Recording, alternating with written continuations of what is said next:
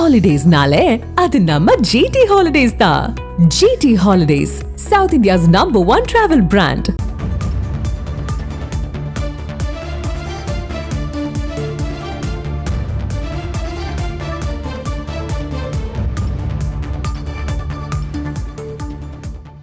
சீனாவின் தியான்ஜிங் நகரில் பிரதமர் மோடி மற்றும் ரஷ்ய அதிபர் புட்டினின் சந்திப்பு தொடங்கியிருக்கிறது. சீனாவின் தியான்ஜிங் நகரில் பிரதமர் மோடி மற்றும் ரஷ்ய அதிபர் புட்டினின் சந்திப்பு தொடங்கியிருக்கிறது. இந்தியா மீது அமெரிக்கா 50% வரி விதித்திருக்கக்கூடிய நிலையில் தற்போது ஆலோசனை மேற்கொண்டு வருகின்றனர். இந்தியா ரஷ்யா உறவுகள் குறித்து பிரதமர் மோடி மற்றும் புட்டின் பேச்சுவார்த்தை மேற்கொள்கின்றனர்.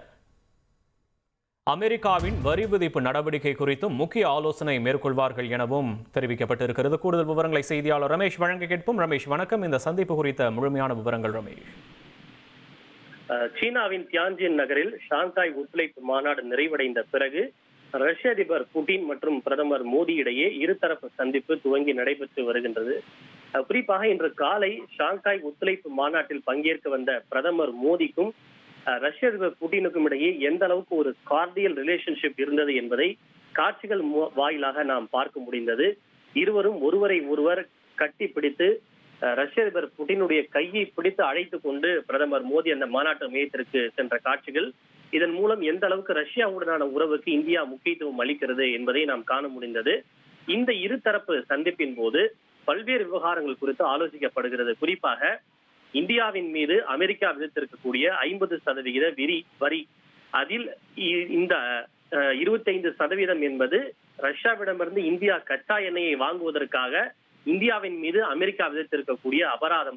இத்தகைய சூழ்நிலையில் இந்தியாவிலிருந்து அமெரிக்காவுக்கு ஏற்றுமதி செய்யப்படுகின்ற சுமார் 7 லட்சம் கோடி ரூபாய் மதிப்பிலான பொருட்களில் 4 லட்சம் கோடி ரூபாய் அளவுக்கு நமக்கு பாதிப்பு ஏற்பட்டிருப்பதாக கூறப்படுகின்றது. இதனை எவ்வாறு எதிர்கொள்வது ஆகியவை குறித்தெல்லாம் இந்த சந்திப்பில் ஆலோசிக்கப்படுகிறது. இது தவிர ஒரு 10 நாட்களுக்கு முன்பு அலாஸ்காவில் ரஷ்ய உக்ரைன் மோதல் தொடர்பாக அமெரிக்க அதிபர் டிரம்புடன் ரஷ்ய அதிபர் புட்டின் பேச்சுவார்த்தை நடத்தியிருந்தார். அது தொடர்பான விவரங்களை பிரதமர் மோடியிடம் ரஷ்ய அதிபர் புட்டின் எடுத்துரைக்க இருக்கிறார்.